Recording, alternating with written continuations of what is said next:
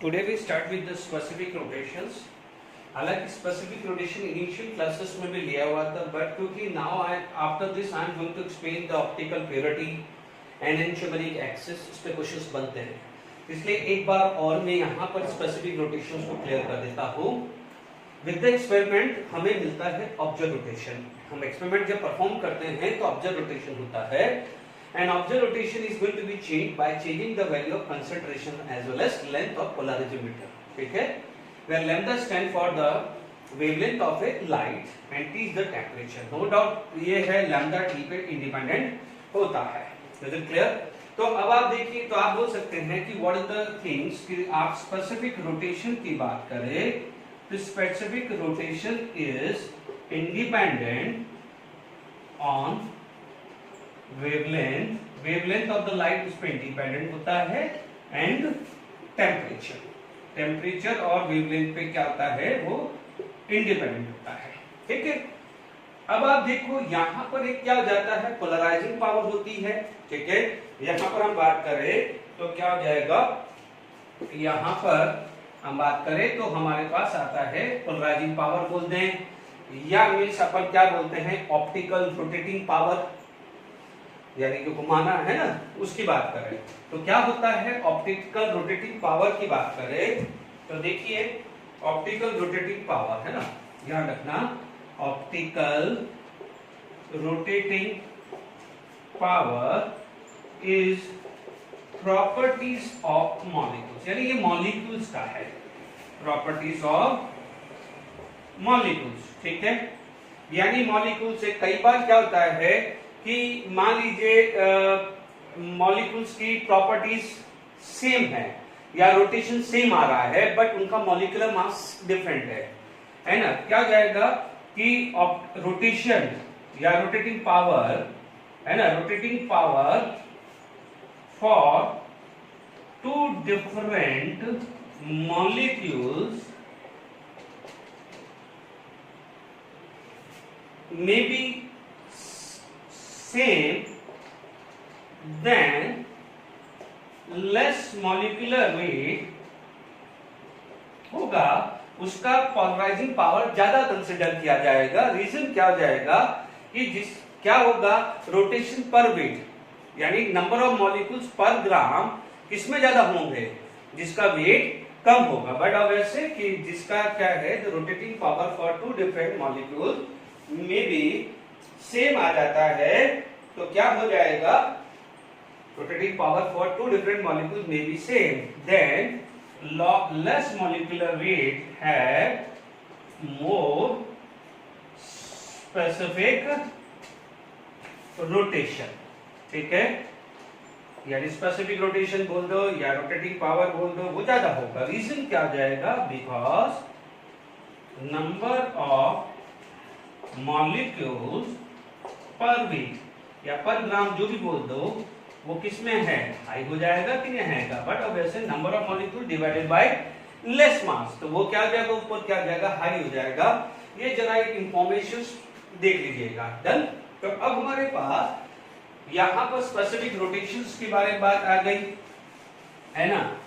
अब मान लीजिए इसमें हमने कुछ न्यूमेरिकल्स किए थे पहले भी कि मान लीजिए कंसंट्रेशन दिया था. We know the concentration it should be in gram per ML, concentration should be in gram per ML. यदि यहाँ पर आप बात करें तो कंसंट्रेशन किस में आता है, ग्राम पर एमएल में आता है.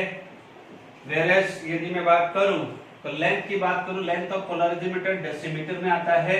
We know that 1 decimetre is equal to 10 centimetre. Is it clear. मान लीजिए कोई क्वेश्चंस बनाना, एक और क्वेश्चन थोड़ा रिवीजन के लिए ले लेते हैं. मान लीजिए if observe rotation for any specific compound is late it B plus 13.6 degree. मान लीजिए लेंथ जो दे दिया है वो 10 सेंटीमीटर दे दिया है और कंसंट्रेशन मान लीजिए हमारे को दे दिया है 3 ग्राम पर एमएल दे दिया. डन. अब 3 ग्राम पर एमएल पूछा है और आपसे बोल दिया है कि what is the specific rotation. एक न्यूमेरिकल्स करा देता हूं, थोड़ा रिवीजन हो जाएगा. डन. अब आप देखिए यहाँ पर 13.6 हुआ तो लेट इट बी, यहाँ पर स्पेसिफिक रोटेशन की बात करें तो 13.6 ऑब्जर्व रोटेशन 10 सेंटीमीटर है तो convert into the decimetre, it should B 1 decimetre. या आप मान लीजिए 20 सेंटीमीटर लेते हैं तो 2 डेसीमीटर हो जाएगा। ये 2 आ गया है, ये 3 आ गया है, 13.6 डिवाइडेड बाय 6 आ गया है। Is it clear to all of you? आप देख लीजिए यहाँ पर 6 2 जा 2.16, तो क्या आ जाएगा, 2 आ गया है, 4 तो 6 6 जा 36, तो लगभग 2.27 स्पेसिफिक रोटेशन आ जाता है। Is it clear to all of you? Specific rotation is 2.27 आ जाता है। Is it clear to all of you? अब आप देखिए यहां पर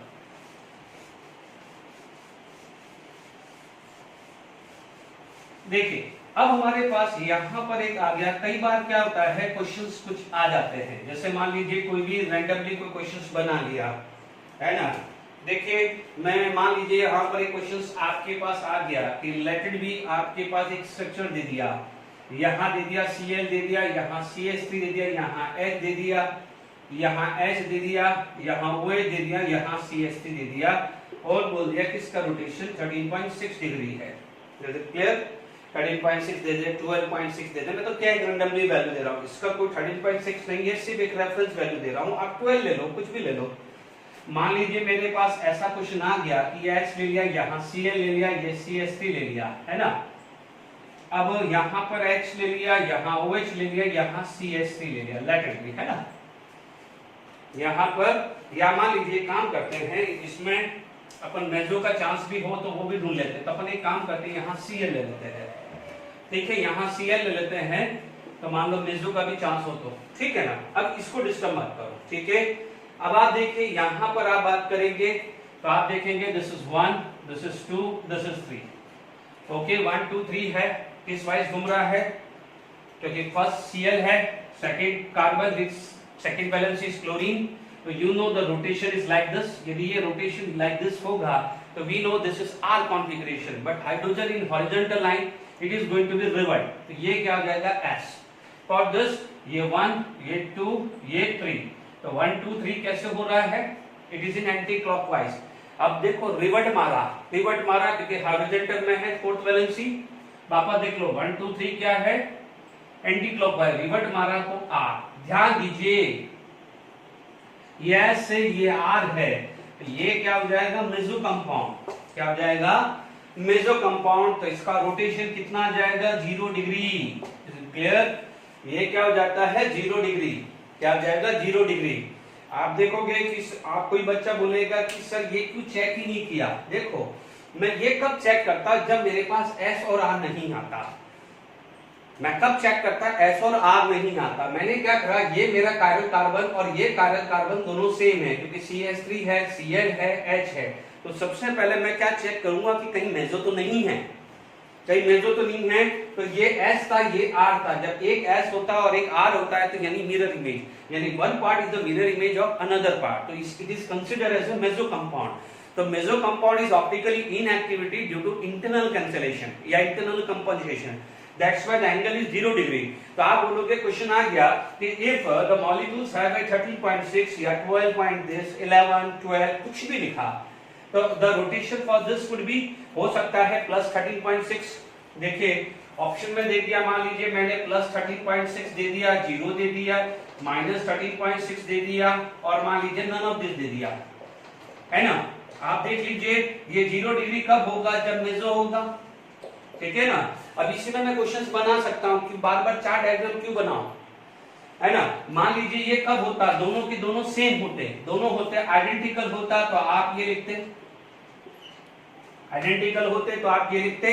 एनेंशियोमर होता तो आप ये लिखते, क्योंकि एनेंशियोमर में क्या होता है, मिरर इमेज होता है, तो ये प्लस 13.6 है, तो वो क्या हो जाता है, माइनस 13.6 हो जाता। बट यदि यहाँ पर डाइस्टेरियोमर होता, बच्चों डाइस्टेरियोमर में एंगल प्रेडिक्ट नहीं कर सकते हैं, तो उस समय नन ऑफ दिस लगाना पड़ता। तो एक ही क्वेश्चन में मैंने 4 क्वेश्चन बता दिए आपको।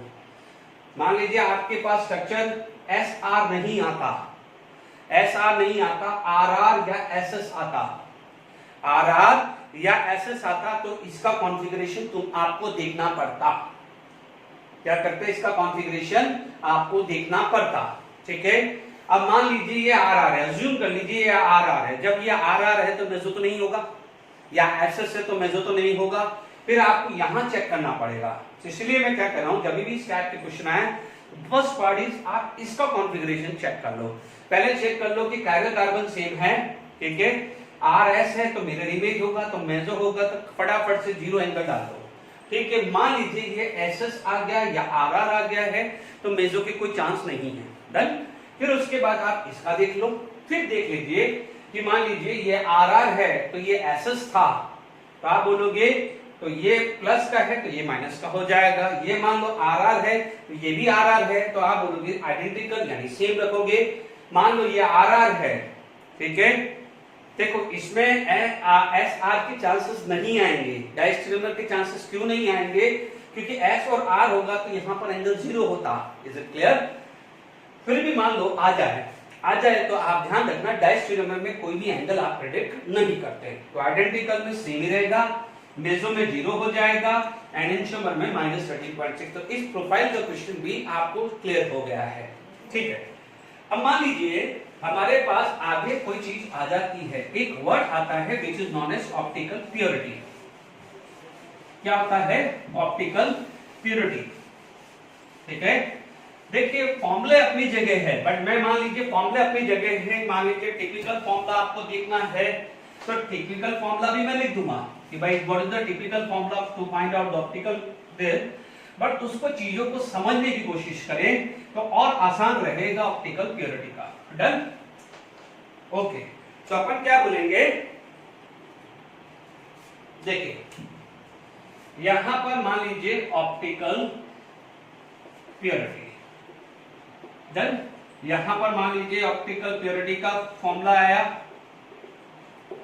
तो आप बोलोगे observe rotation divided by observe या स्पेसिफिक, देखो स्पेसिफिक रोटेशन भी वर्ड आ सकता है, तो specific rotation observe divided by specific rotation of pure enantiomer, observe rotation of pure enantiomer, है ना, इनटू 100, ये आ जाएगा परसेंटेज प्योरिटी, ठीक है। तो ये आपका क्वेश्चन आ गया है ऑब्जर्व रोटेशन अपॉन या observe rotation of upon observe rotation of pure enantiomer या specific rotation observe divided by specific rotation of pure enantiomer, तो दोनों हम बोल सकते हैं। डन?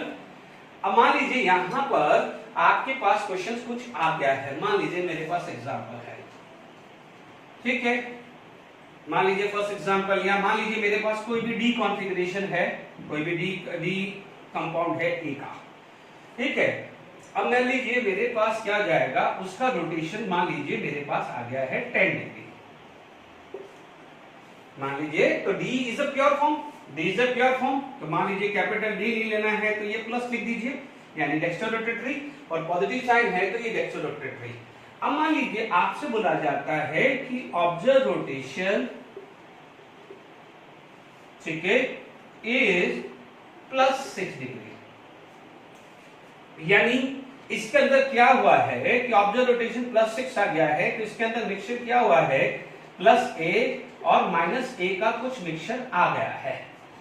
अदरवाइज प्योर फॉर्म में तो 10 डिग्री था, अब वो 10 की जगह क्या होगा 6 हो गया है, तो इसका मतलब कुछ उसके अंदर अपोजिट वाला डाल रहा होगा, तो धीरे धीरे क्या है मिक्सचर का रोटेशन जो है it is going to be change. Is it clear? आप एक लॉजिक समझ लीजिए, सपोज आपके पास कोई रेड कलर है, ठीक है, रेड कलर है तो प्योरली रेड कलर है, हल्का सा कोई मान लीजिए let it be blue colour is going to be ink डालते हैं, थोड़ा सा ब्लू कलर लिया तो ग्रीनिश बन जाएगा, और ब्लू करेंगे तो थोड़ा डार्क ग्रीन होगा, ऐसा होगा, मान लीजिए रेड ब्लू से ग्रीन बनता है, क्या है मतलब आप समझ जाइए, ठीक है।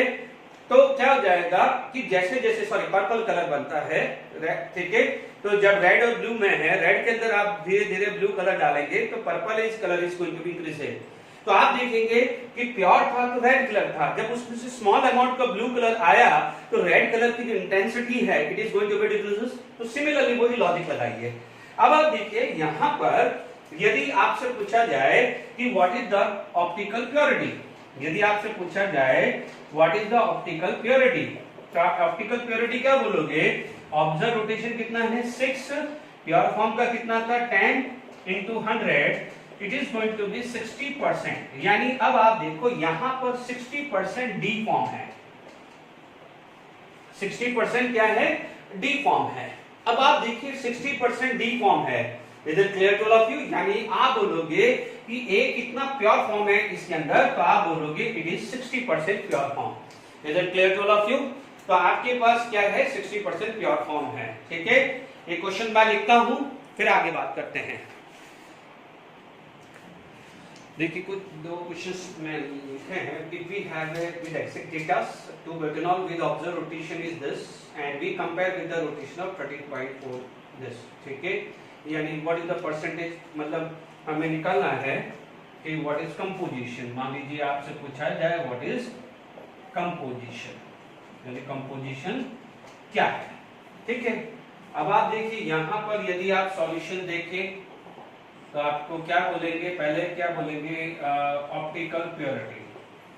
ऑप्टिकल प्योरिटी आप बात करोगे तो observe rotation is 9.72 upon 13.5 into 100। ठीक है, for this I am using the calculator. ठीक है, 9.72 डिवाइडेड बाय 13.5 हमारे पास आया है 72%। अब आप देखो प्लीज ढंग से समझना।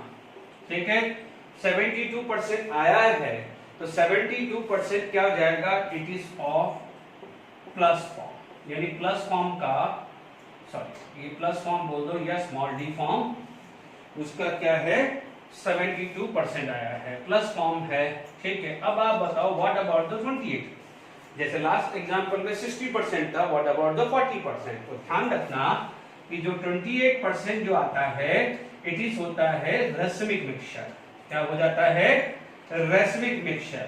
अब रेसिमिक मिक्सचर के अंदर क्या होता है, आप बोलते हो 50% डी फॉर्म 50% एल फॉर्म, यानी 40% प्लस होगा तो 40% क्या हो जाता है, माइनस होता है। ठीक है, तो ये चीज का भी ध्यान रखना है। ठीक है, यदि आपसे ये क्वेश्चन पूछा है तो आप इतना बोलेंगे, यानी यहाँ पर टोटल कितना आ गया है, 28% रेसिमिक मिक्सचर आ गया है और 72% पॉजिटिव फॉर्म आ गया है, और 28% में भी 14% डी का है। क्योंकि आप देखिएगा what is the meaning of this, आपके पास 28 है, 28 बॉल है।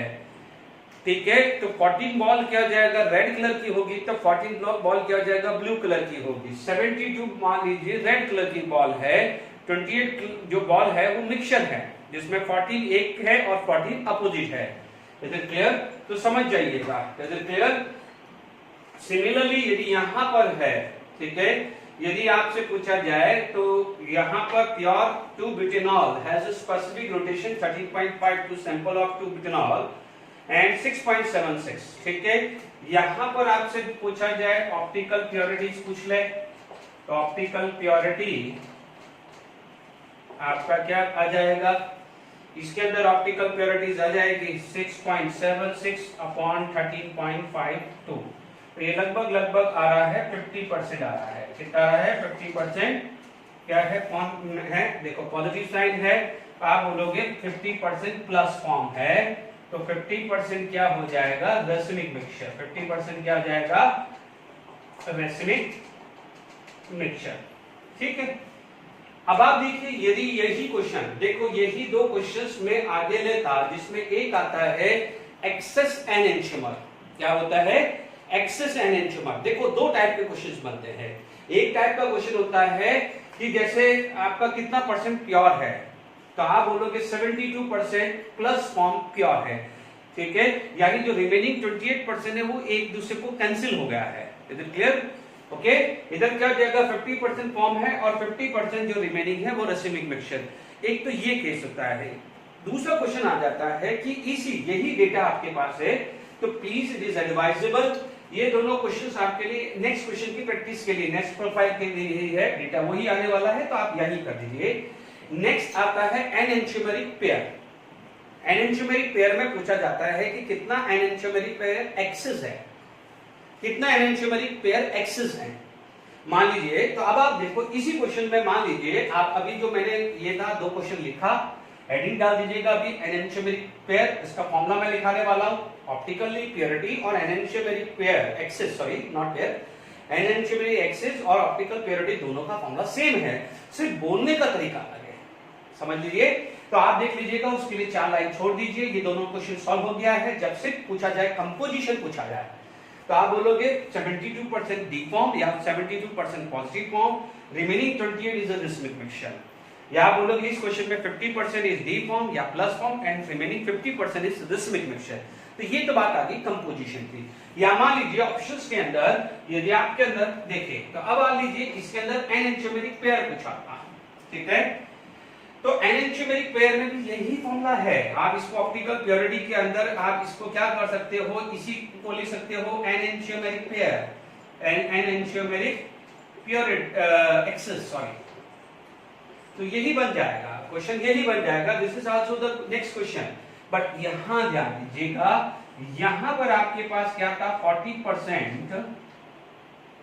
40% ये प्लस का था, ये 14% माइनस का, तभी तो रेसिमिक मिक्सचर आएगा। What is the definition of racemic mixture? It is the optical inactivity due to external cancellation. इसलिए 28 वाले ने कुछ भी नहीं दिया, इसका एंगल 0 था।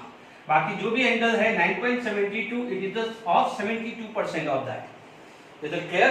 तो अब आप देखिए यहां पर यदि कंपोजिशन पूछ लिया गया है, यदि मैं फॉर्मूला लिख दूंगा बट आप टेंशन मत लीजिए, ठीक है। तो यदि पूछा जाए तो आप बोलोगे आपके पास प्लस कितना है, एक तो 72% ये है, प्लस 14% ये है ना, क्योंकि तो प्लस 14 हुआ तो ये कितना हो गया है 86%, ठीक है। माइनस का पूछा जाए तो माइनस कितना है 14%। Is it clear? Is it clear? तो आप बोलोगे कितना एक्सेस था, 72% एक्सेस था, है ना। तो देखा जाए तो ऑप्टिकल प्योरिटी और एनएनशियोमेरिक एक्सिस है तो फॉर्मूला सेम ही ना, सिर्फ नाम अलग अलग है। Is it clear? तो ये ध्यान रखना। इसी चीज में आप देख लीजिए 50% है तो 25% किसका है, डी का, तो 25% किसका होगा, एल का होगा। तो आप देखो 25 प्लस 50 कितना आ जाएगा, इस क्वेश्चन का आंसर आ जाएगा 75% प्लस, तो 25% किसका आ जाएगा, माइनस का आ जाएगा। डन? ये क्वेश्चन आ गया एनएनशियोमेरिक पेयर का। एक बार फॉर्मूला लिख देता हूं, फिर उसके बाद ये न्यूमेरिकल्स आप देख लीजिएगा। डन? तो आपको ये भी समझ में आ गया है। नेक्स्ट क्या जाता है, देखिए सिर्फ फॉर्मूला लिख रहा हूं, कोई मतलब नहीं, कंसेप्टली आप रेसिमिक मिक्सचर निकाल दे और रेसिमिक मिक्सचर का एक स्टेप आ जाता है एनएनशियोमेरिक एक्सेस। Is it clear? ठीक है। तो आपके पास क्या हो जाता है, एनएनशियोमेरिक एक्सेस। तो देखा जाए तो जो ऑप्टिकल प्योरिटी है वो सेम ही है, सिर्फ टर्मिनोलॉजी अलग है। तो उसमें क्या लिख दीजिए, D minus L absolute value, क्योंकि एल भी ज्यादा हो सकता है, डी भी ज्यादा हो सकता है ना, upon D plus L absolute value into 100। Is it clear? यही है फॉर्मूला। या आप बोलोगे ये आपके पास फॉर्मूला आ जाता है। यदि फॉर्मूला पॉइंट ऑफ व्यू देखा जाए तो आपके पास ये आ जाता है, नथिंग एल्स। अभी आप देख लीजिए, अभी इसी न्यूमेरिकल्स को, यदि इससे पहला जो मैंने रब किया है इसको न्यूमेरिकल में देखो, आपके पास कितना था, 72% था।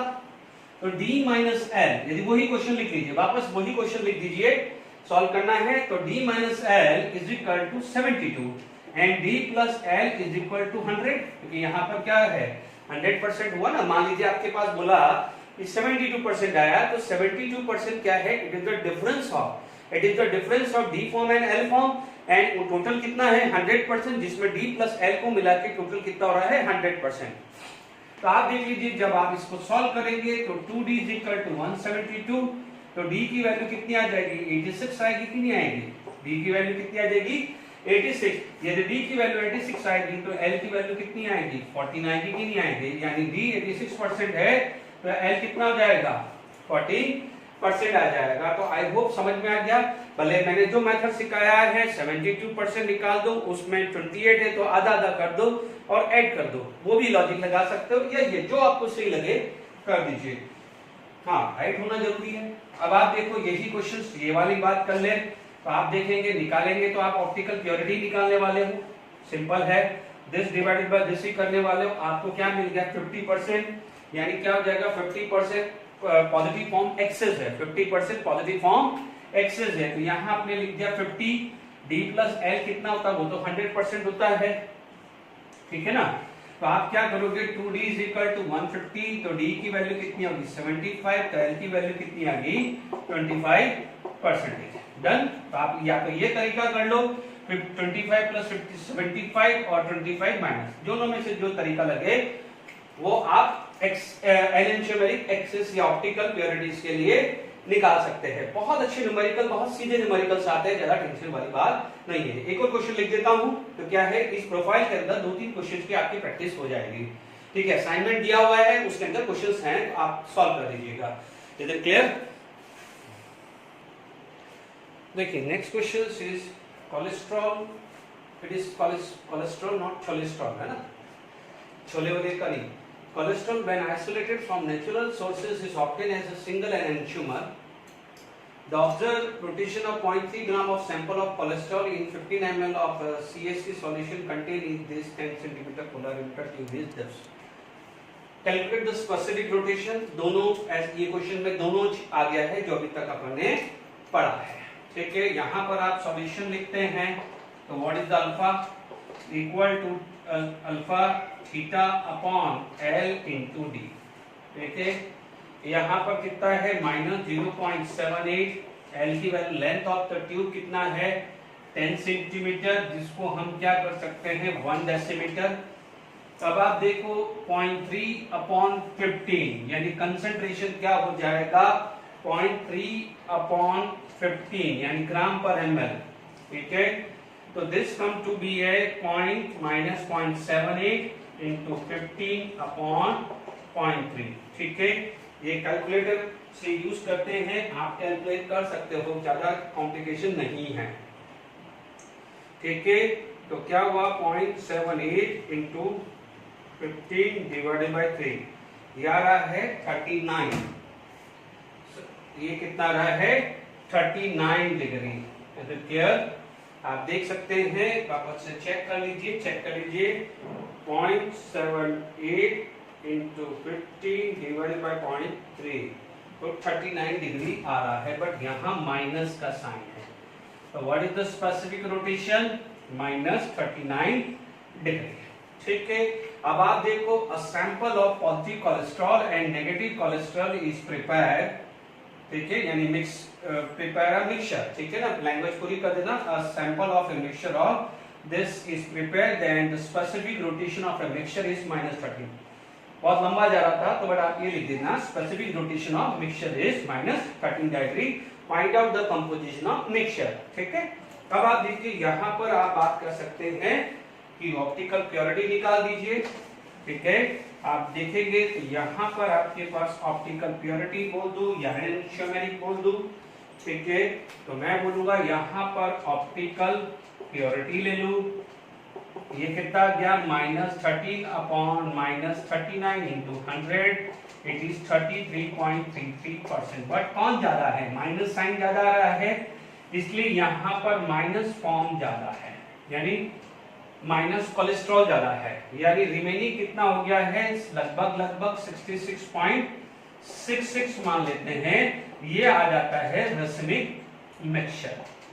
ये क्या हो जाता है रेसमिक मिक्सचर, है ना। सपोज एक प्रोफाइल तो ये क्वेश्चन आ गया है जिसमें आप ये लिख सकते हो कि 33.33% माइनस कोलेस्ट्रॉल है and remaining 66.66 is a racemic mixture. Otherwise आप क्या लिख सकते हो, दूसरी चीज आ सकता है, या तो एक प्रोफाइल ये आ सकता है, दूसरा यही आप बोल सकते हो कि 33.3 एंड 33.33 यानी 66.66, क्योंकि ये जो चीज है ये फर्दर 33.33 एंड 33.33 ये प्लस है, तो ये क्या है माइनस, तो दिस प्लस दिस कितना हो जाएगा 66.6।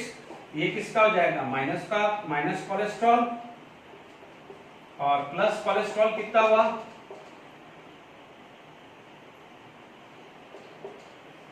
कितना हुआ 33.33%।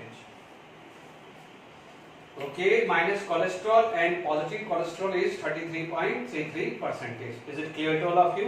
आई होप यहां तक समझ में आ गया होगा। एनेंशियोमेरिक पेयर, तो आप देख सकते हैं दो फॉर्म में पूछ सकता है, या तो ये फॉर्म में पूछ सकता है या ये फॉर्म में पूछ सकता है। Is it clear? तो minus cholesterol 66%, positive cholesterol 33%। Is it clear? तो अभी आप देखेंगे यहाँ पर हमने जो बात करी है तो वो बात करी है एनेंटियोमेरिक पेयर।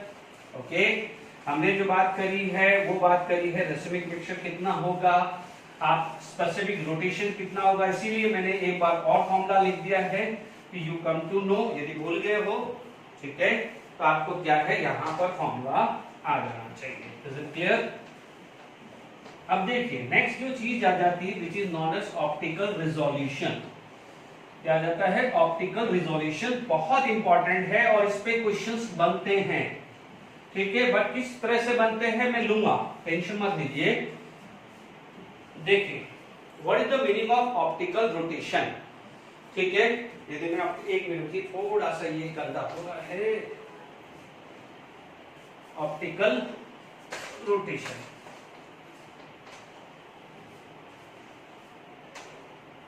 ओके, आपस में सही हो गया है तो कोई बात नहीं। ऑप्टिकल रोटेशन की बात करें, मान लीजिए आप ऑप्टिकल रिजोल्यूशन बात करें, नाम से ही होता है, सिंपल डेफिनेशन ऑप्टिकल रिजोल्यूशन की बात करें तो आप बोलोगे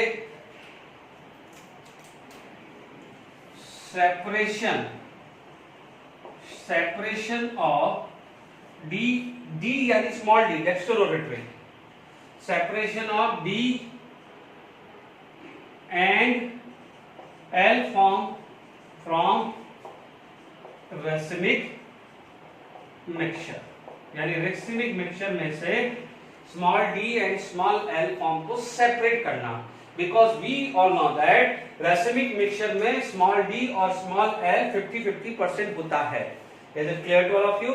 Both have a 50% composition and we know that हमने पढ़ा है कि in enantiomer almost all the properties are similar except the sign of the rotation. In fact, the magnitude value is same. Let it be, it is a plus 13.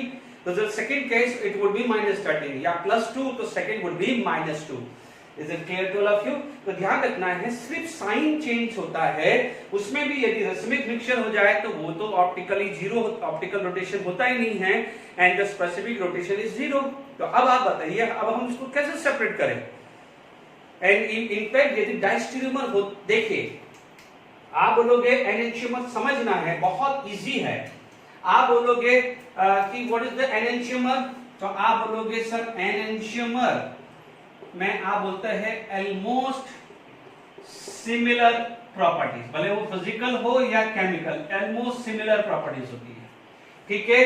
Differ क्या होता है? Only differ in sign of rotation but magnitude इससे,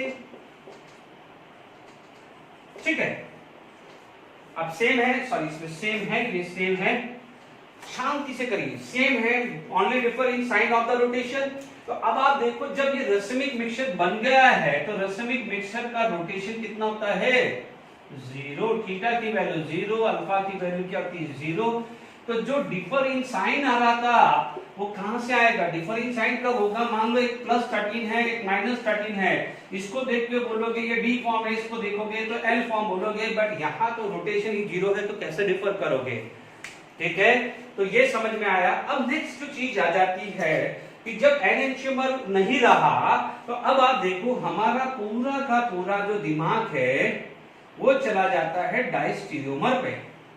अब डायस्टेरियोमर में क्या जाएगा? Almost all properties are differ,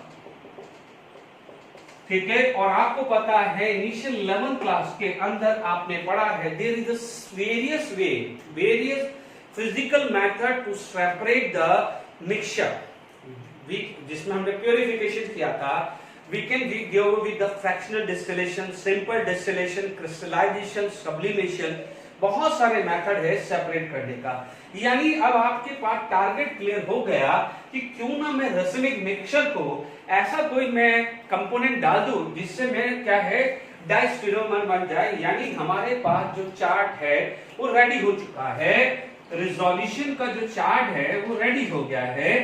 resolution का जो चार्ट होता है वो ये बोलता है कि रेसिमिक मिक्सचर है उसके अंदर कोई सॉल्वेंट डाल दो और आप उसको क्या कर दो, कन्वर्ट कर दो डाइस्टीरियोमर में। किसमें कर दो, डाइस्टीरियोमर में। अब डाइस्टीरियोमर में यदि कन्वर्ट करने के बाद वेरियस वे है, गो विद द फिजिकल वे, है ना, तो आप बोलोगे इसकी ऑलमोस्ट सारी प्रॉपर्टी डिफर है, तो आप यूज कर सकते हो क्रिस्टलाइजेशन यूज कर सकते हो, ठीक है, आप सिंपल डिस्टिलेशन यूज कर सकते हो, ठीक है। ध्यान रखना जो ये world ground fractional distillation IIT advance में बहुत सारे क्वेश्चंस आए हुए हैं।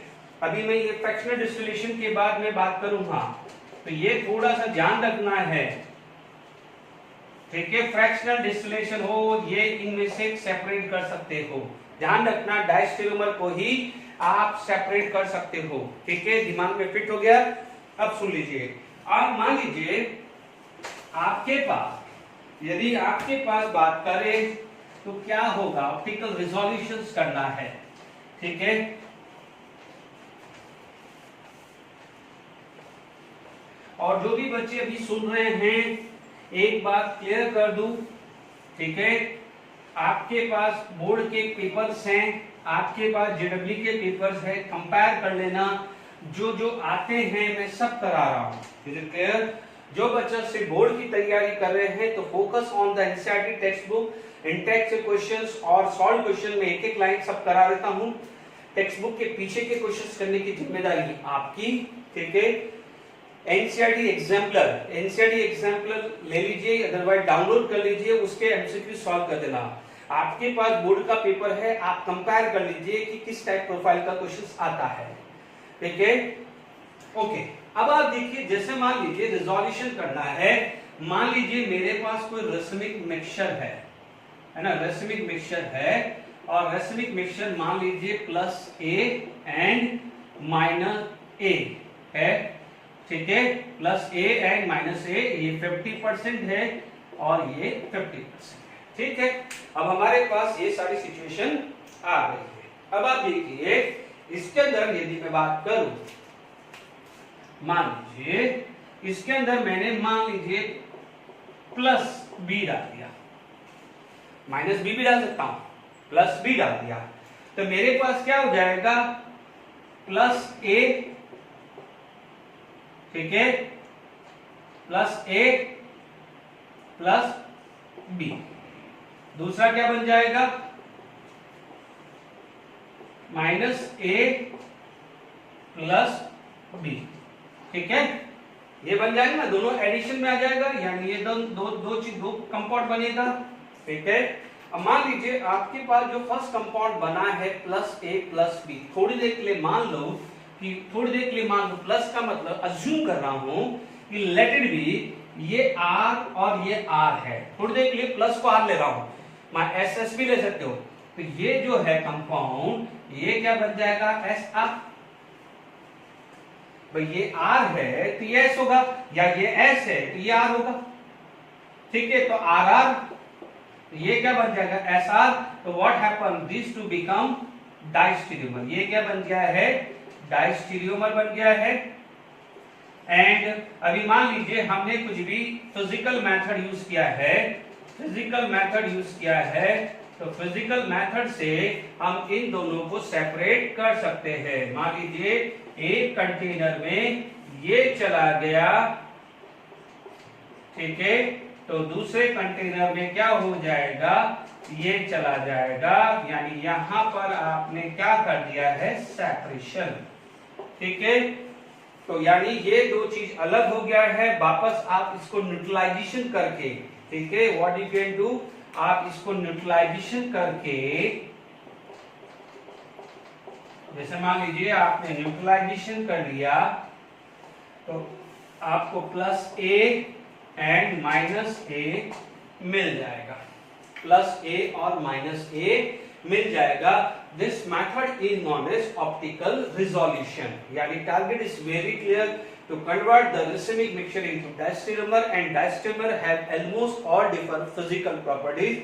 By any physical property, crystallization, simple distillation या fractional distillation, sublimation, chromatography जो भी हो करके आप डायस्टेरियोमर को सेपरेट करते हैं, और एट द एंड वापस से इसका न्यूट्रलाइजेशन कर दोगे तो आपको ये सेपरेट फॉर्म में मिल जाएगा। एक एग्जांपल आप ले सकते हैं, ठीक है। मान लीजिए कोई भी मैं एक एग्जांपल ले लेता हूं, ठीक है, तो आपको और क्लियर हो जाएगा। फिर इस पे बेस क्वेश्चंस हम सॉल्व करते हैं। Is it clear to all of you?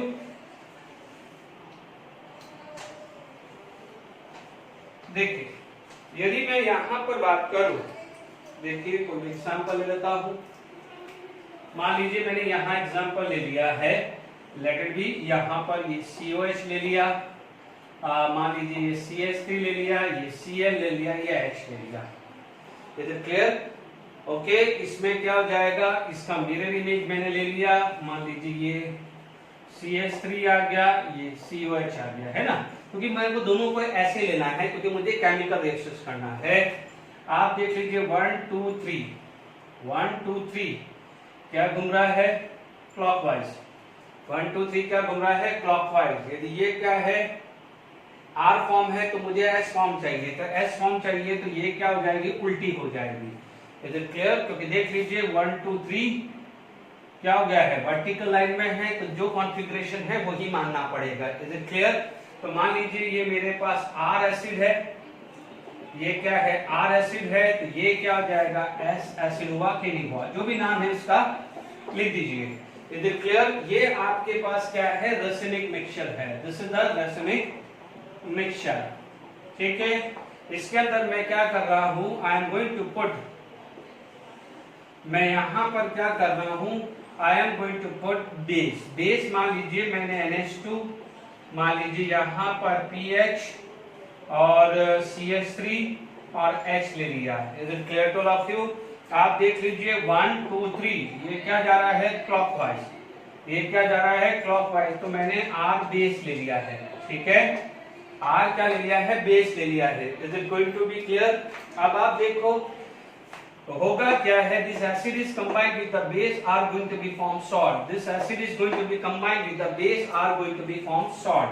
तो आपको क्या मिलेगा, CH3, यहां पर Cl H CO माइनस, यहां आ जाएगा NH3 प्लस।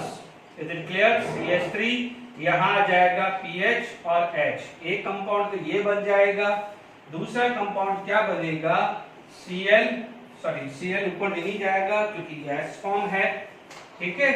तो यहां पर आपके पास क्या जाएगा, form CO minus and NH3 plus, तो यहां पर ये CH3, ये PH, ये H आया, done.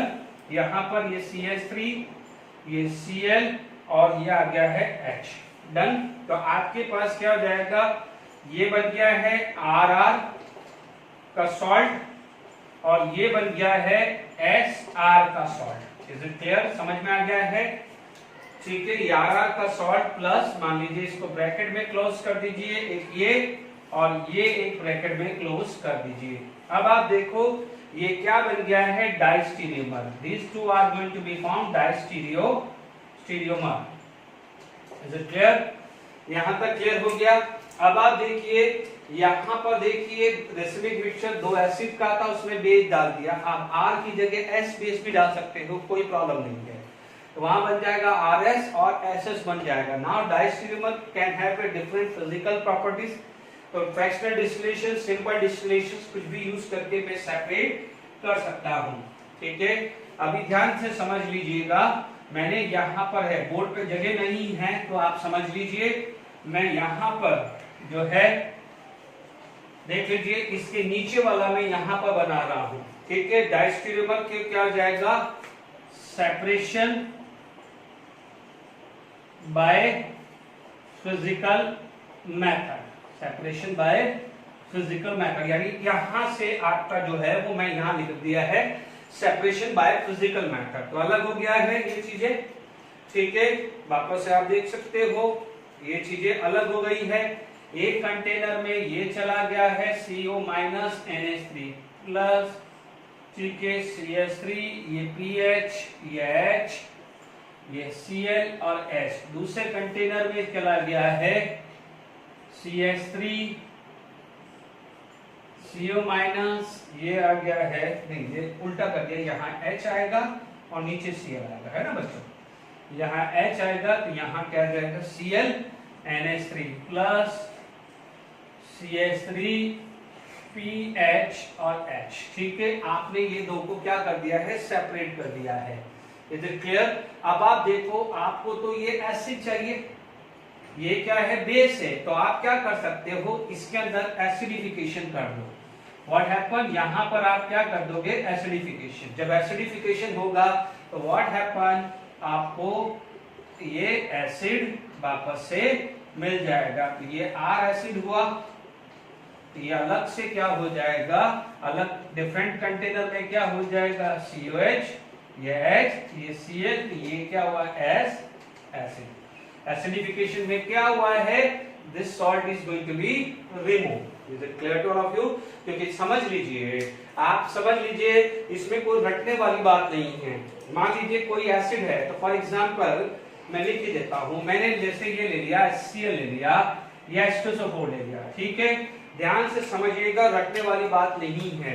This is the stronger acid ही लेना है, ध्यान रखना है, stronger acid. This is the salt of weak acid strong base, क्योंकि organic acid is weak salt of weak acid and weak base. This is the salt of weak acid and weak base, but strong acid can displace weak base. तो ये क्या करेगा, precipitation करके बाहर कर देगा।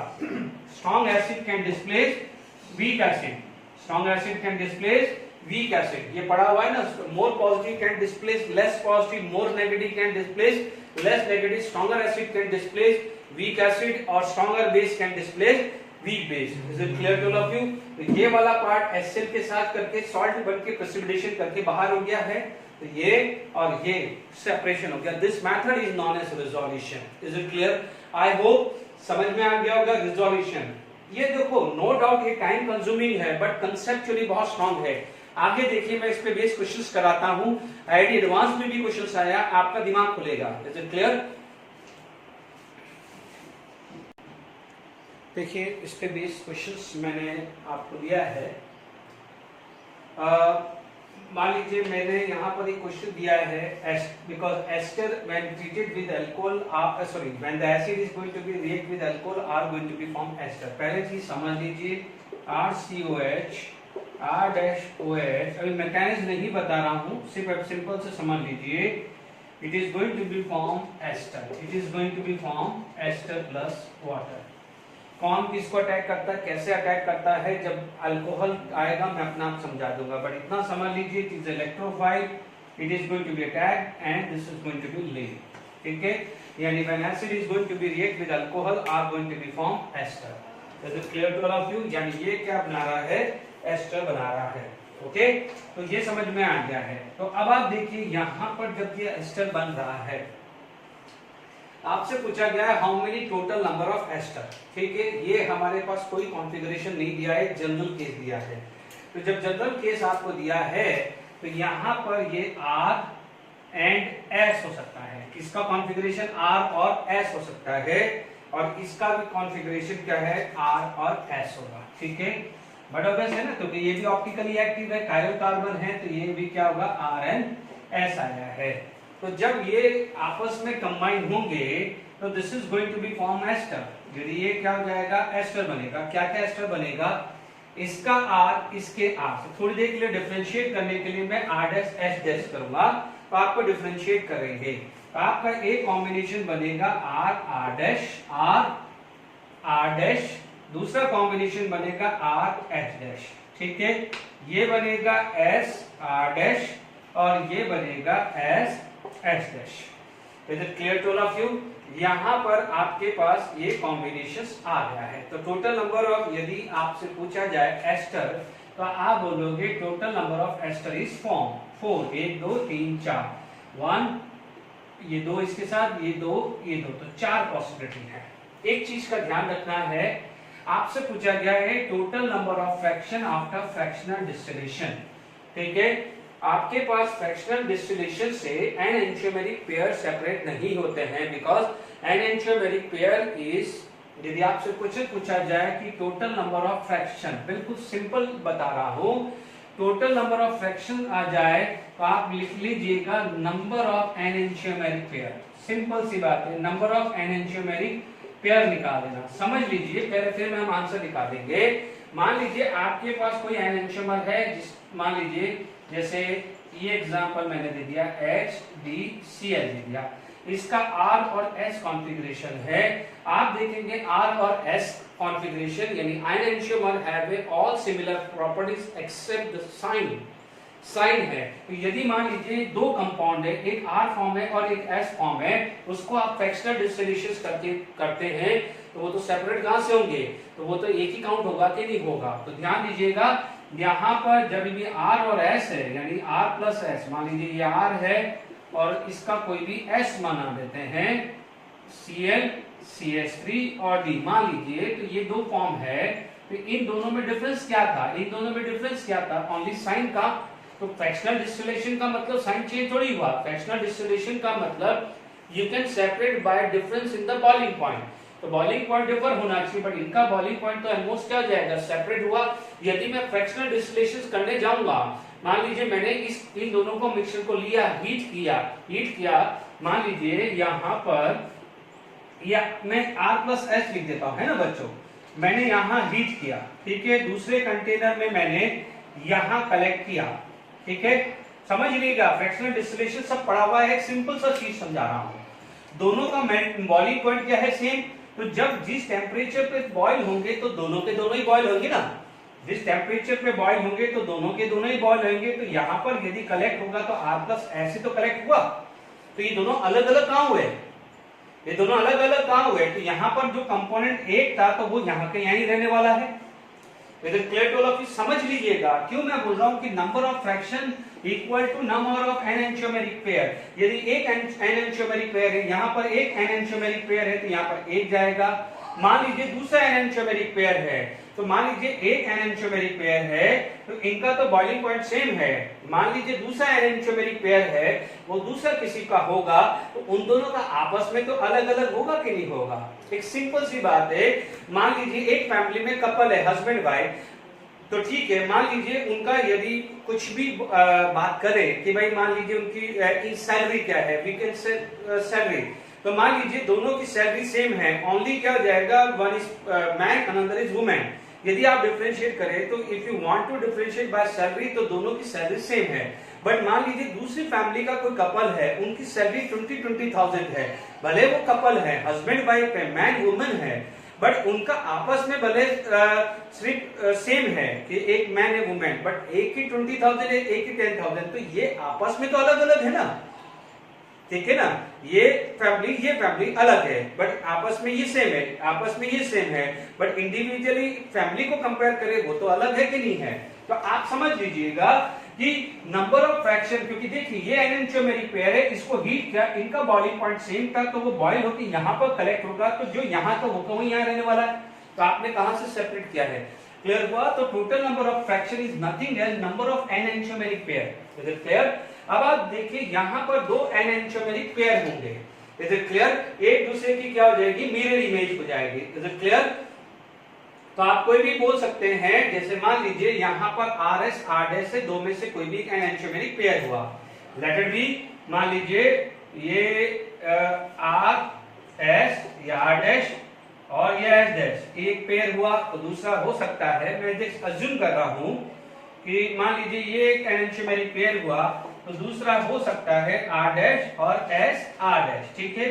तो ये दो क्या हो जाएगा, एनेंटियोमेरिक पेयर हुआ, दिस इज एनेंटियोमेरिक पेयर, ये एनेंटियोमर है, ठीक है ना, मिरर इमेज चाहिए ना बच्चों। ये क्या हुआ, आपस में एनेंटियोमर है, तो हाउ मेनी एनेंटियोमेरिक पेयर, तो आप बोलोगे पेयर तो कितना हुआ, 2। ये दोनों का कंपोजिशन यहां डाला, ये ऐसा कैसा डालेगा, क्योंकि दोनों का क्या है, बॉइलिंग पॉइंट सेम है, दोनों का बॉइलिंग पॉइंट क्या है, सेम है। दिमाग लगाना, बहुत अच्छे क्वेश्चन है, ऐसे क्वेश्चन एडवांस में बना हुआ है, इसलिए मैं बोल रहा हूं। तो यहाँ पर एनेंटियोमेरिक पेयर कितना हुआ है, 2 हुआ है, यानी नंबर जितने भी एनेंटियोमेरिक पेयर होंगे वो होंगे, बिकॉज इंडिविजुअली इन दोनों को सेपरेट करना मुश्किल है, बट इन दोनों को आपस में तो सेपरेट करेंगे। ये एक कंटेनर में जाएगा, ये एक कंटेनर में जाएगा, इंडिविजुअली इनको करना मुश्किल है, दोनों की बॉइलिंग पॉइंट सेम है, बॉइलिंग पॉइंट सेम है। मान लीजिए इनका बॉइलिंग पॉइंट 50-50 डिग्री है, इनका 55-55 है, तो ये तो आपस में ये पेयर तो आपस में तो अलग होगा, बट ये तो नहीं होगा ना। तो आप बोलोगे ये कंटेनर में चला गया, ये दूसरे कंटेनर में रहा, तो आपके पास फ्रैक्शन कितने हो जाएंगे? 2 आ जाएंगे। Is it clear? तो दिमाग में डाल दीजिए। मान लीजिए एक और क्वेश्चन प्रैक्टिस के लिए डाल देता हूं, ठीक है।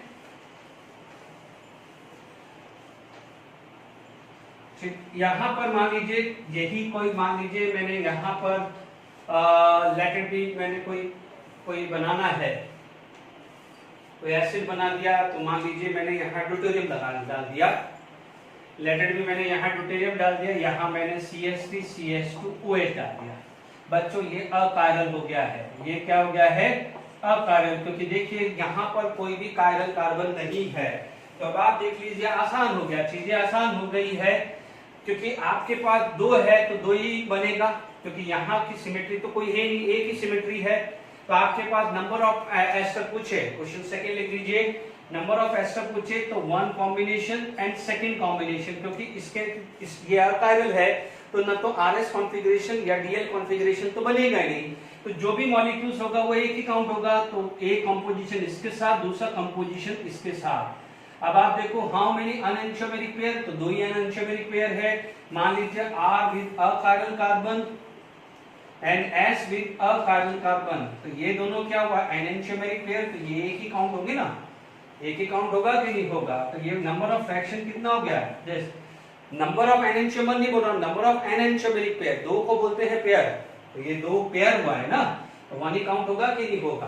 बिकॉज दोनों का बॉइलिंग पॉइंट सेम होगा, एक कंटेनर में दोनों लूंगा, हीटिंग करूंगा, दूसरे कंटेनर में कलेक्ट करूंगा, तो एक्जैक्टली सेम आएगा कि नहीं आएगा? Is it clear? है ना।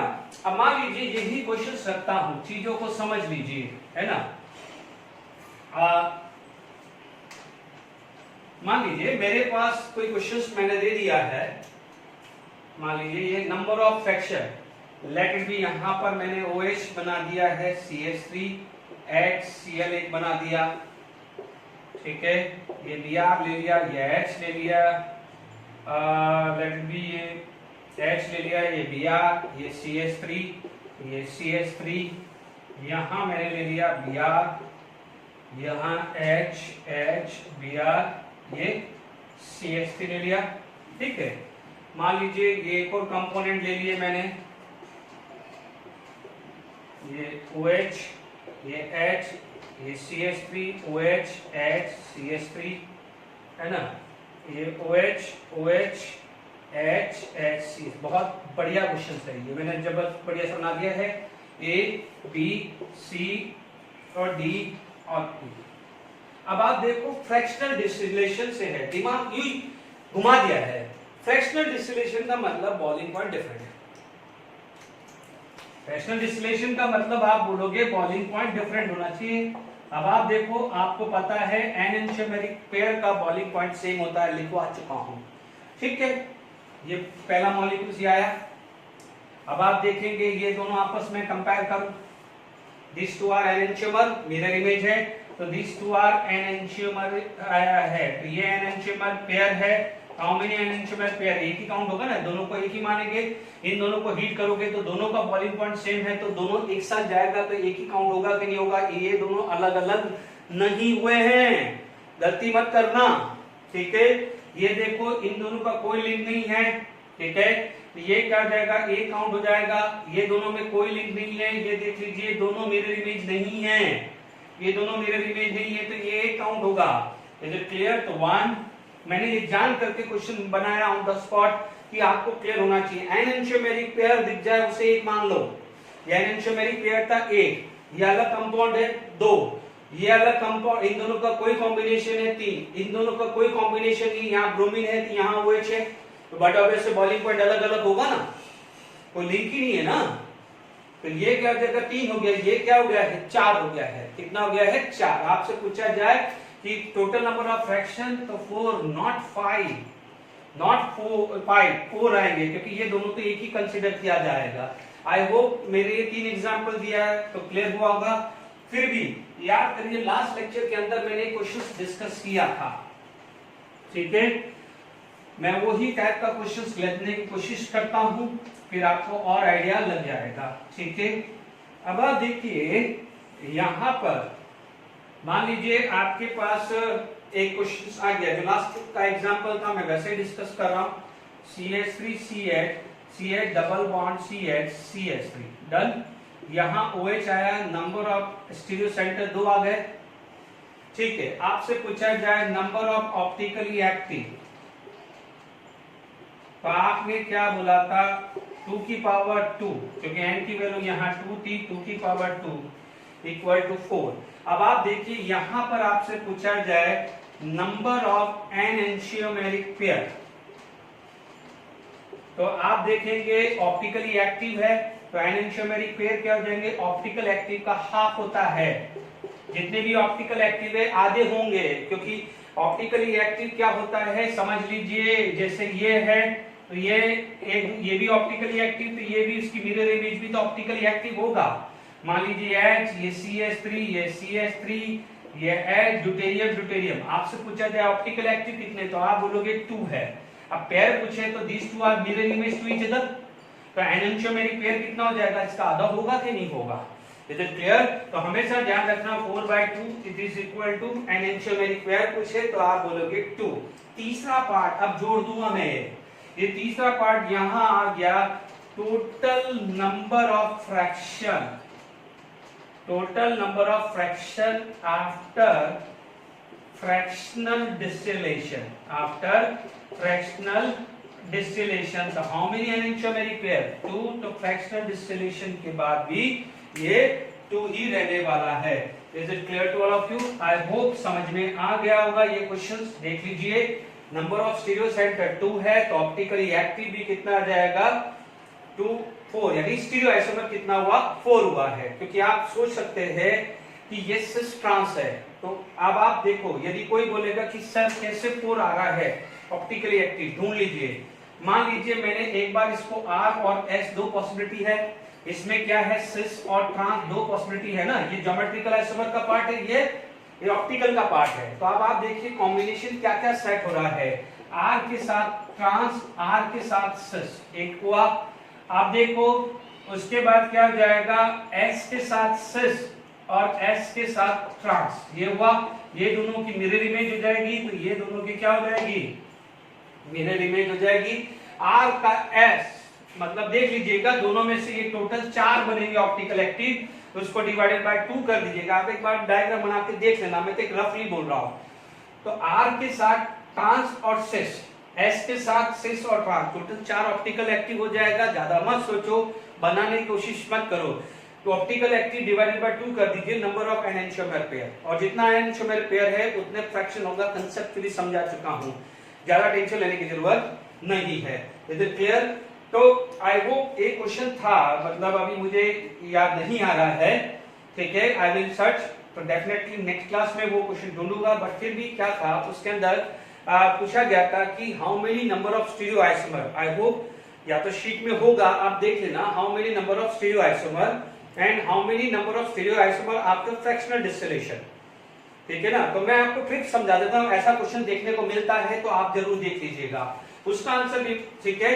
तो आपके पास मान लीजिए जैसा भी हमने कोई भी कॉन्फ़िगरेशन बनाया है, जैसे ये क्वेश्चन आई होप समझ में आ गया है, ज्यादा दिमाग नहीं लगाना है, नंबर ऑफ एनेंशियोमेरिक पेयर निकाल देने का है।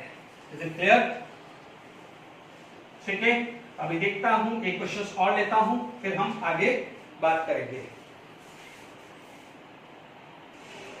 देखिए एक क्वेश्चन और लिया है, ठीक है। आपके पास यहाँ आस्टर है प्लस माइनस, ये अल्कोहल है, ये अल्कोहल है, ये दोनों अल्कोहल डिफरेंट है। तो this is going to be form this and fractional distillation, बिल्कुल सिंपल है। आप देख लीजिएगा यहाँ पर ये क्या हो जाएगा OH 1 2 और 3, ठीक है। 1 2 3 कैसे जा रहा है, 1 2 3 क्या जा रहा है anti clockwise, but hydrogen vertical में है, तो ये कॉन्फ़िगरेशन आपका आ गया है R, ये कॉन्फ़िगरेशन क्या आ गया R है। This is 1, this is 2, this is 3, क्योंकि इसका नेक्स्ट वैलेंसी कार्बन है, इसका नेक्स्ट वैलेंसी हाइड्रोजन।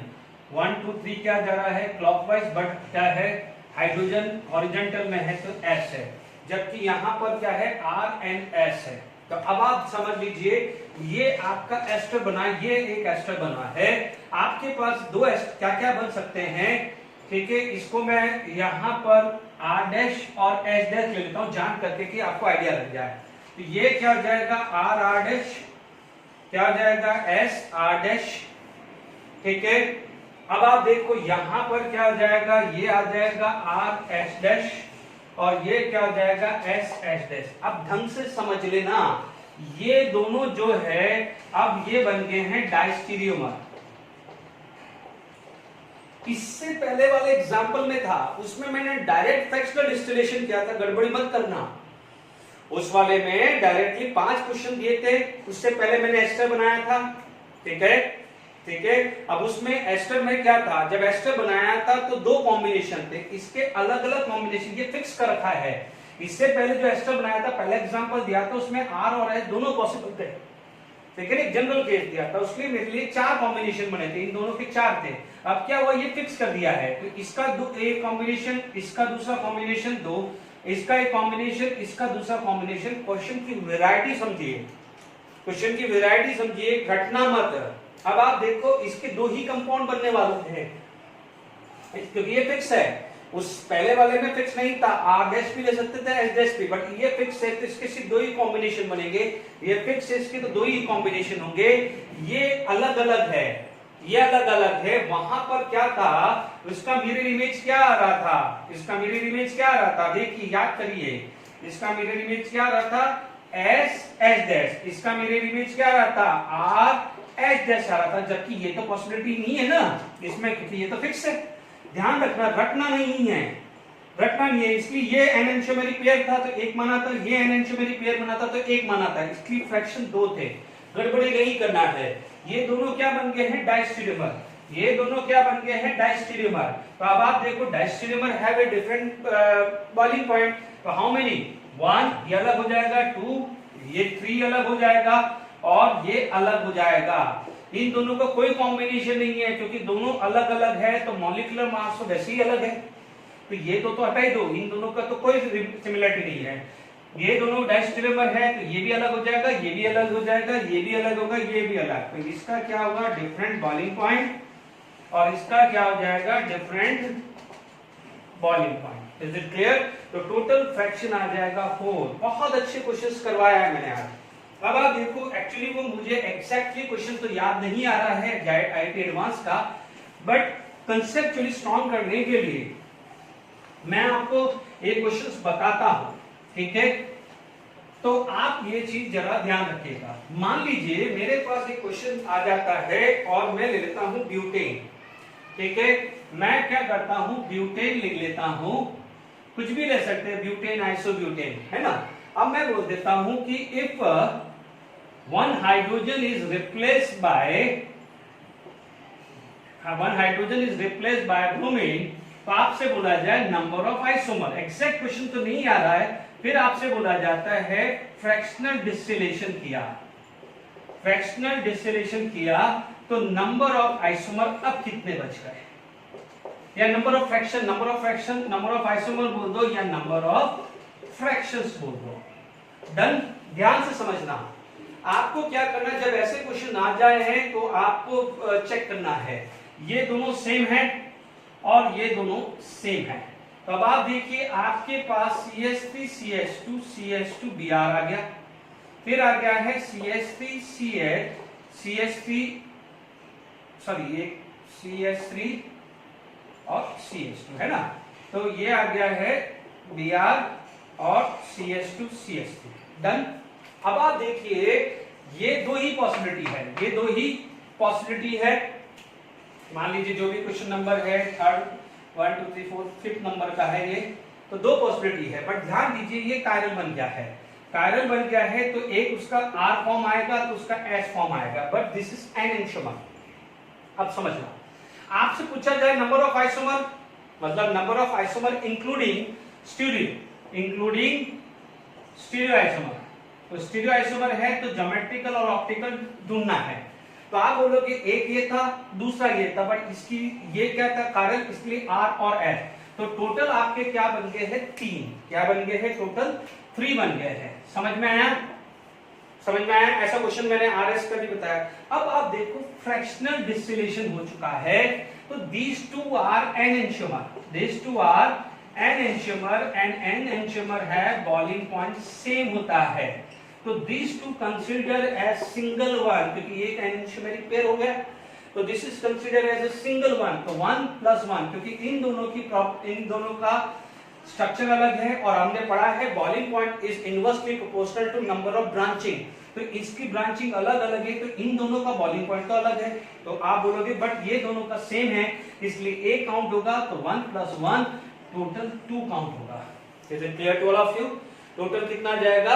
2 काउंट होगा। तो आई होप इसी टाइप का क्वेश्चन था, ठीक है, मिल जाता है तो मैं देख लेता हूं। फिर भी मान लीजिए आपके पास इसी टाइप का क्वेश्चन बना दिया है, मान लीजिए एक और क्वेश्चन प्रैक्टिस करा देता हूं, तो आई होप ये क्लियर हो गया है, ठीक है। मान लीजिए मेरे पास ये आ गया है, आइसोब्यूटेन आ गया है,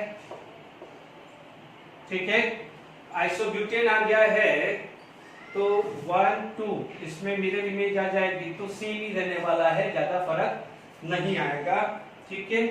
तो मैं और कोई दूसरा लेता हूं, तो CH3 CH2 CH2 CH2 CH3 propane ले लेते हैं, है ना, हम क्या ले लेते हैं, प्रोपेन या आइसोब्यूटेन ले लेते हैं, या प्रोपेन ले लेते हैं, चलो ये ले लेता हूं, ठीक है। तो थोड़ा सा क्वेश्चन ज्यादा प्रैक्टिस हो जाएगा। तो आई होप ये आ गया है आपके पास, इसको वाइंड अप करते हैं फटाफट, लास्ट है फिर देखते हैं। अब आप देखिए सबसे पहले आपको कॉन्स्टिट्यूशन देखना है, ये और ये तो सेम है, तो मेरे पास क्या क्या बना, CH3 CH2 CH3 CH2 Br, CH3 CH2 CH3 Br CH3, ठीक है। आप देखेंगे CH3 CH Br CH CH3 CH3, ठीक है। फिर CH3 CH2 CH3 CH3 and 2 और Br, है ना। ये आगे 4 पॉसिबिलिटी देख लीजिए, एक बार यहां लगा, ये लगा, एक बार, दूसरी बार, तीसरी बार, चौथी बार। अब आप देखो इसके बाद आपको कार्य ढूंढना है, ठीक है। अब आप देख लीजिए भले यहां पर लगा है बट दिस बिकम कायरल, तो इसका एक R हो जाएगा तो एक S हो जाएगा। Is it clear? भले यहां लगा है बट इसकी वजह से chiral, this group is different, this is different and H is different, तो ये R और S होगा, लिख दीजिए। आप देख लीजिए दिस इज सेम, तो ये क्या हो जाएगा, अकार्यक, तो कोई काम का नहीं है। आप देख लीजिए ये वाला क्या बन गया है, कार्यल, देखिए एक वैलेंसी हाइड्रोजन, दूसरी CH3, दूसरी Br, CH3 CH3, ये हुआ RS, मोस्ट प्रोबेबली शायद यही है ना, कोई बात नहीं, अपन को ये है शायद यही है।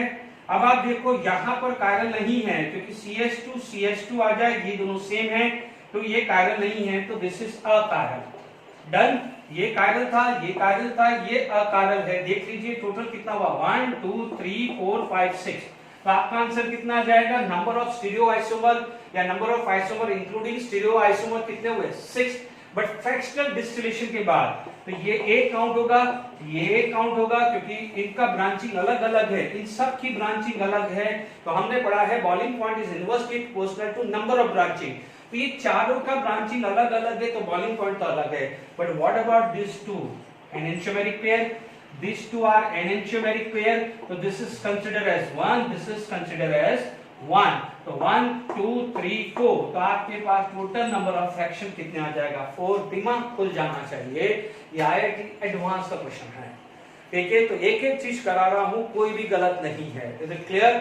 वापस से बोल रहा हूं, R और S आपस में एनेंटियोमर है, बॉइलिंग पॉइंट सेम, इन दोनों का बॉइलिंग पॉइंट सेम है, एनेंटियोमर है, बॉइलिंग पॉइंट सेम, तो ये दोनों साथ में जाएंगे। इन चारों को लिया है 1 2, इन 6 के 6 है। आप देख लीजिए इसको नंबर 1 2 3 4, ठीक है, 1R plus 1S, second 3R plus 3S and 4। Fractional distillation किया, बॉइलिंग पॉइंट अलग था, 2 भी अलग था, 4, क्योंकि दोनों का बॉइलिंग पॉइंट सेम है तो दोनों ही वेपर बन के आएंगे, दोनों का बॉइलिंग पॉइंट सेम है तो दोनों वेपर एक साथ ही बन के आएंगे। तो ये एक फ्रैक्शन एक फ्रैक्शन एक फ्रैक्शन और एक फ्रैक्शन काउंट होगा। आप बोलोगे कि सर ये दोनों तो गए हैं, क्या हम इसको देख पा रहे हैं? हमें क्या पता कि ये दोनों अलग अलग गए हैं? आई बात समझ में? दिमाग मत लगाइएगा, बिल्कुल सिंपल है। दोनों साथ में गए हैं तो जब हमने सेपरेट ही नहीं कर पाए तो हम दो कैसे बोलेंगे? लॉजिक बताइए। जब भले दोनों साथ आए आप कैसे बोलोगे ये दो हैं? दो चीज अलग अलग दिखेगी ना। जब दोनों एक साथ दिखेंगे तो आप कैसे बोलोगे कि ये दोनों अलग अलग है? Is it clear? जब कोई चीज सेपरेट होगी तभी तो आप दो बोल पाओगे, जब सेपरेट ही नहीं है तो दो कैसे बोल पाओगे? आई होप समझ लीजिएगा। इससे पहले वाले में मैंने डायस्ट्रोमर बनाया है इसलिए 4 बोले थे, इसमें एनेंटियोमर ही है और मैं फ्रैक्शनल डिस्टिलेशन कर रहा हूं इसलिए ये एक काउंट करना है। गड़बड़ी मत करना है। ये खत्म होने के बाद चारों एग्जांपल वापस से देखो। Okay, thank you very much.